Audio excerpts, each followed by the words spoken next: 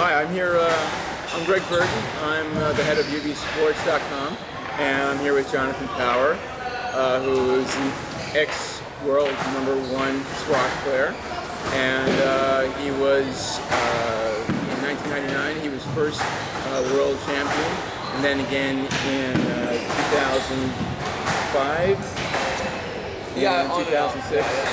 On and off for all those years, 99 to 2006. That's awesome. Okay, so Jonathon, when you retired, you decided to start this academy, or how did this come about?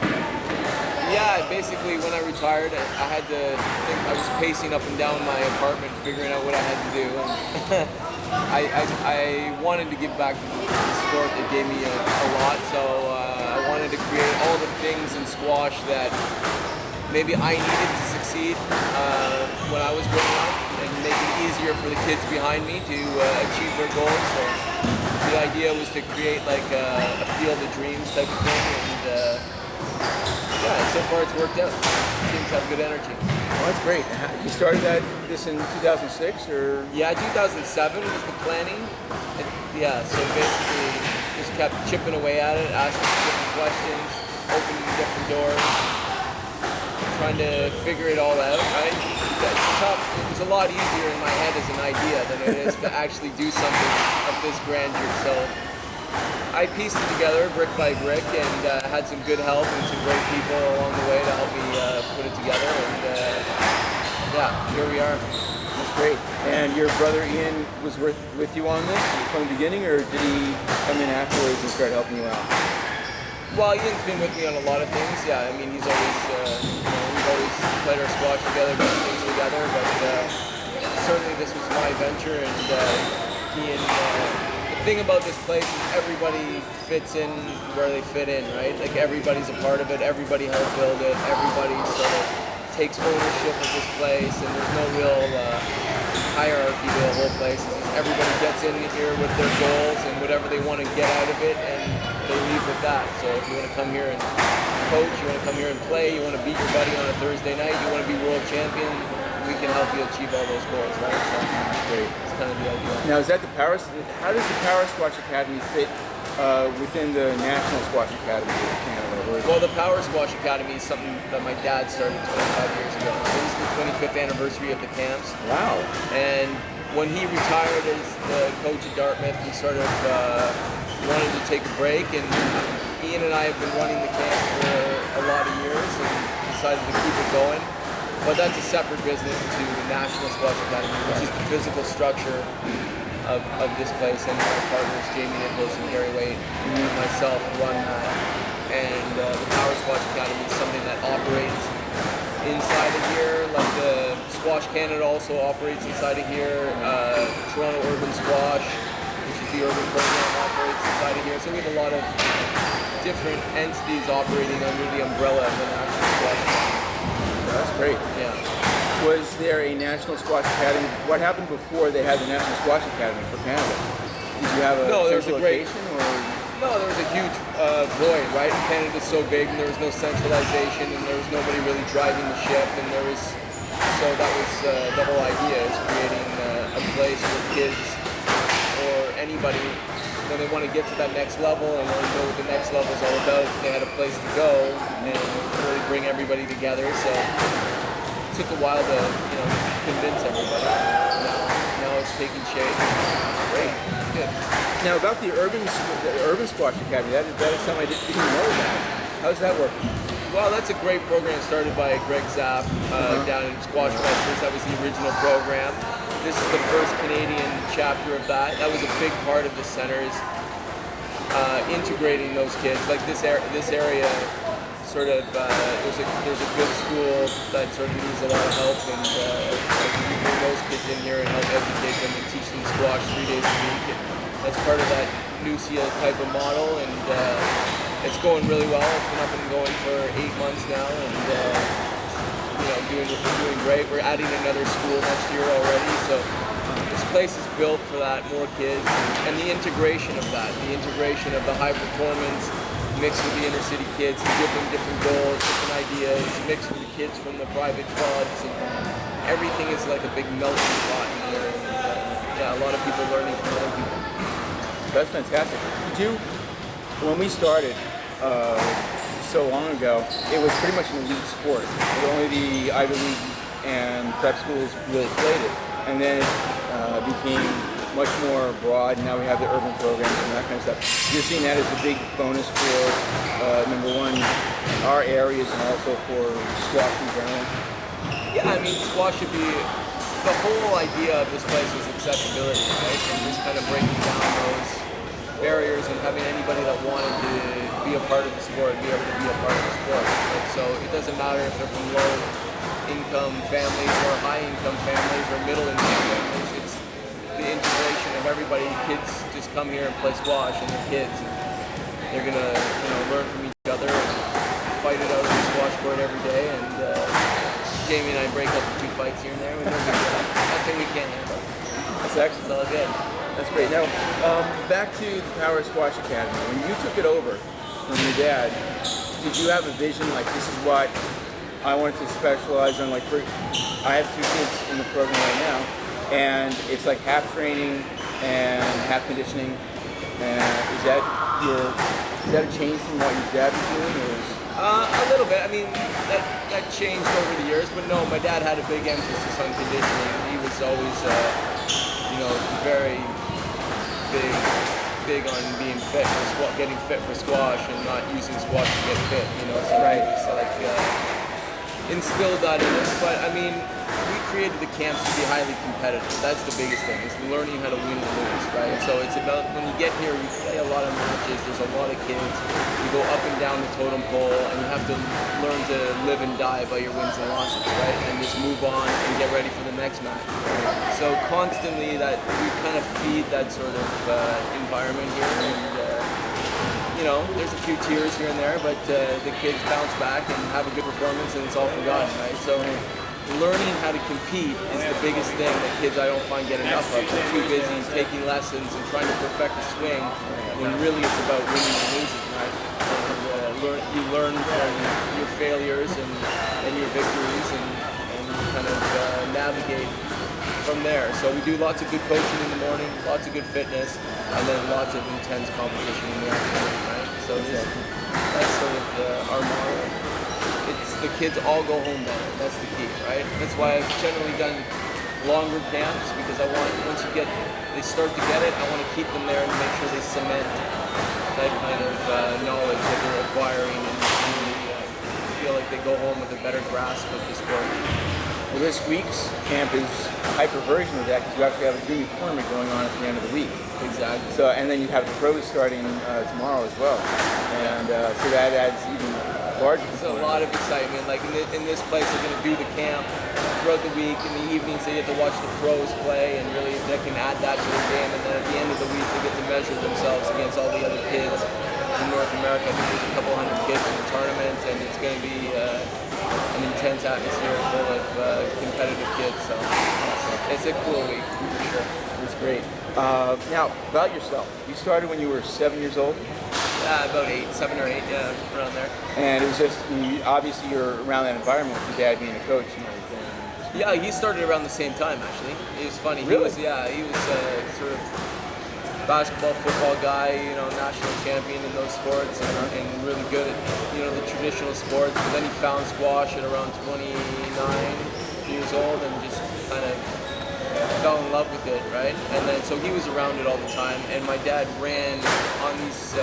He ran all the sports for the military, right? So we grew up in the gyms, in the rings, around sports all day, every day. So this was the one he gravitated towards for the most part, and it suited us. Like squash is the best sport for that. If you like sports, like it's so active, there's so many components to it, and we were lucky to be introduced to it when we were young. And he gave me the choice at 12 to do whatever sport I wanted. He knew I wanted to be a professional athlete no matter what, and so he gave me the choice. But after I chose at 12 years old, it was pretty hardcore. Wow, fantastic. Okay, so you're 12, and then 14, you went out on your own and decided to really make your way out there. Yeah, for sure. I moved into the city of Toronto actually when I was 14. I had a basement apartment, made my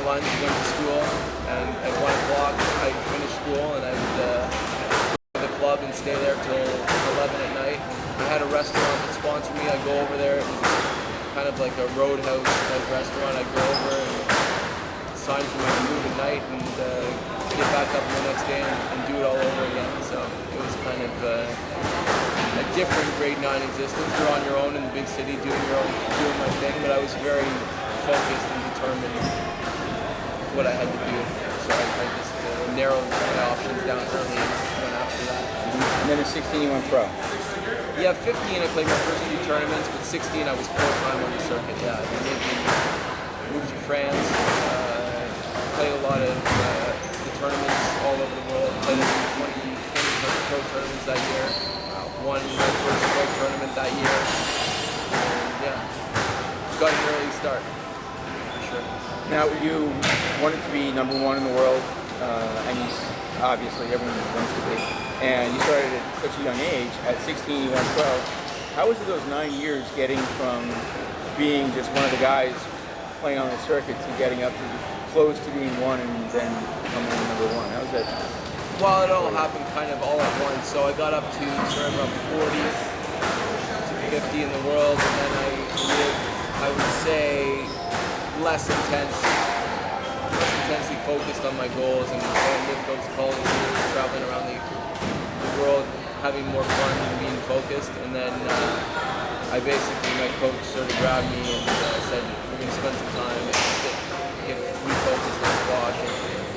And from literally that point on, I trained really hard for 6 months, and I went straight to winning tournaments in the qualifying major tournament. So it was really a switch that I just turned on and saw immediate success, and just once I got a taste of winning major tournaments, then you never want to lose that taste. So, I mean, I had different dips over my career. I was pretty eager to pat myself on the back when I did well, and not that eager to train. I could have been a lot more disciplined, a lot better in different areas, but now I teach people what not to do. That's great. Now, okay, so you had all this time on the court. Is that how you got your shot? You stayed on the court and just practiced your overheads and your nicks? Yeah, I lived on the squash court until I was 17 years old, for sure. Took a few years off and then lived on it again until I retired. So my big thing is that you really do have to spend a lot of alone time on the court and just practice and practice and practice and practice. And I find it really hard to get little young kids into that thing where that's what you do. You go out and you go for a couple hours. You work it out. Yeah, that's the beauty of like squash, right? You can go and get better by yourself. It's like playing basketball. You can go and shoot by yourself and get better while the other kids are sleeping and you're playing. And that's how you get past them, when you play when they're asleep. Exactly. And that's, you put in more hours, and if you have a certain level of ability and understanding, and really get entrenched in all aspects of the sport, the history, the current players, everything. If you want something, you go and get it, right? And everybody fits in where they're supposed to fit in, but I had an intense competitive desire to be better than the next guy. And that's not necessary. No, it's just my makeup, right? What I wanted. You know what I mean?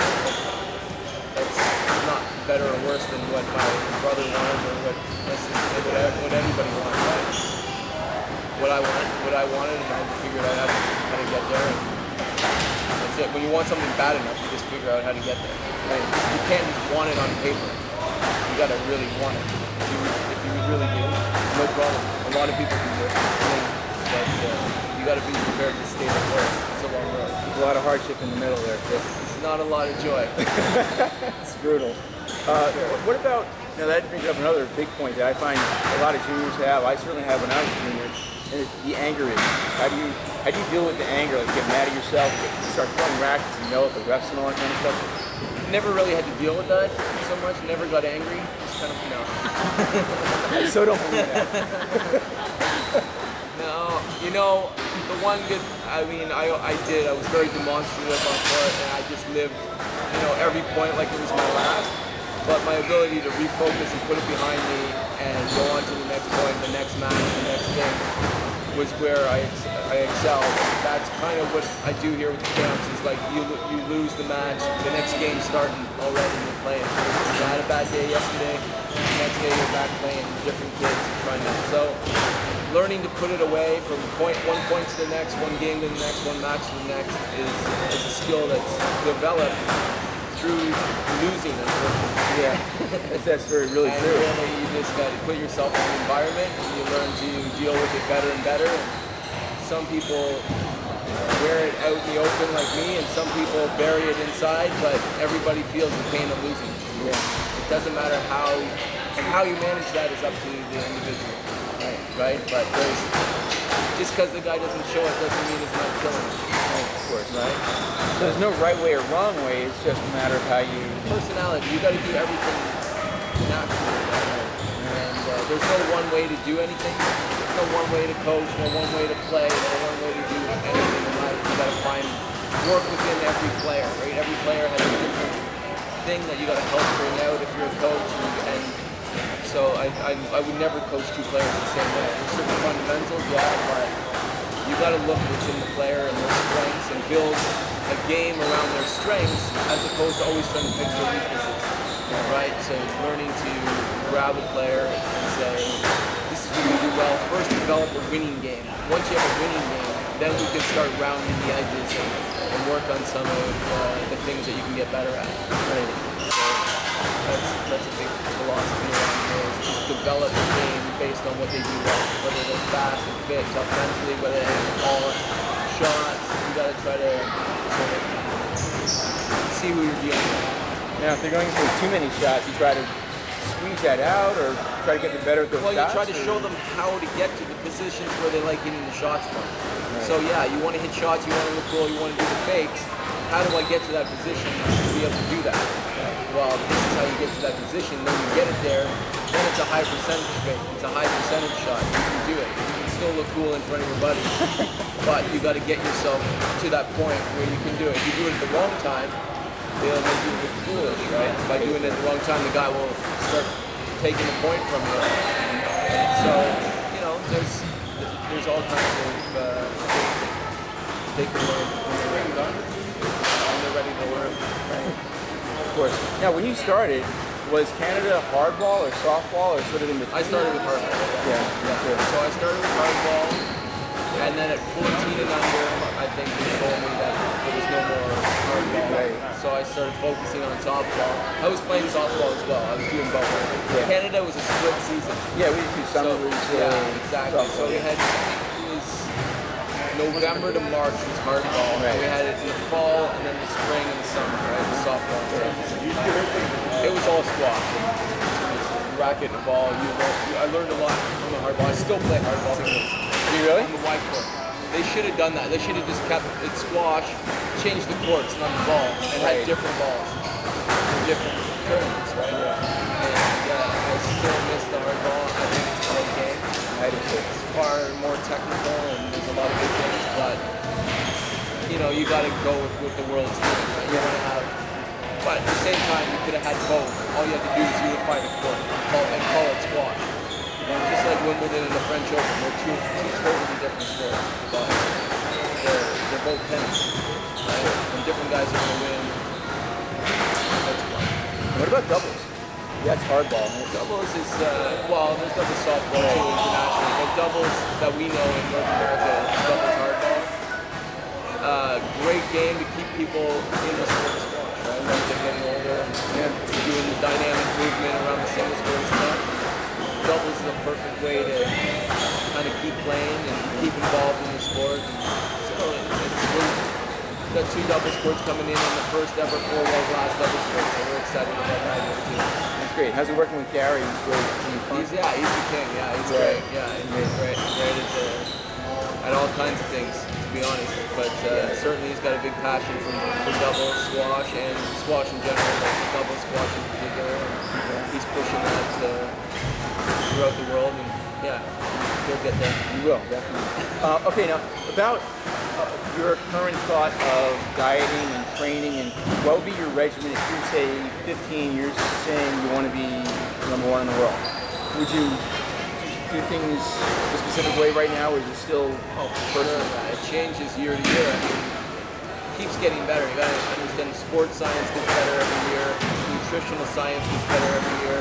Staying current with that, I have experts in the facility that are doing all the top athletes, different sports, doing all the research. And we just keep following what the winners are doing, right? And that's the beauty of the internet age. Is the information is all right there for you, and that's why sports in general, the level is increasing year after year, because the level of athletes that are being developed through sports science and nutrition is unprecedented. So you still got to be good at your sport. It's totally different, but that base sort of fitness and nutrition and strength, it seems like anybody can get access to that information. That's the first thing you should be able to do. Is do that, because that takes no skill. exactly? It just takes work. Right, the info's all out there. It's a matter of getting it. Getting there and doing it, right? Yeah. Doing the work. Now, learning the squash part is a little bit more subtle, and takes more time, and some people learn quicker than others. How old do you think you should be when you first start playing the sport that you plan on being the national champion or the world champion? Well, we make every 12? kid up to 12 years old play at least 3 sports here. And we don't make them, but we don't let them play 5 times a week. So in our course, they're not allowed to play 5 times a week if they're under the age of 12. Really? Right? So we want them to learn how to move in different ways, see how different balls bounce, learn how to become an athlete first. Then once you're an athlete, then you start from 12 to 14, maybe drop to 2 sports. 14, pick the one you like the best, and do it. Everything you have to do. That's the sort of progression we're looking at for long-term athlete development. So, you see squash going to the Olympics in 2020? Yeah, for sure. I mean, I'm fully involved in trying to make that happen. I'd really like to see that, honestly. I think we have a good chance. There's a lot of things happening that I think will hopefully go in our favor. So we'll see. Great. Jonathon Power, thank you very much for the interview. Really enjoyed speaking with you. And good luck to the Academy and with the Power Squash Academy. Thanks a lot. Thank you. Okay.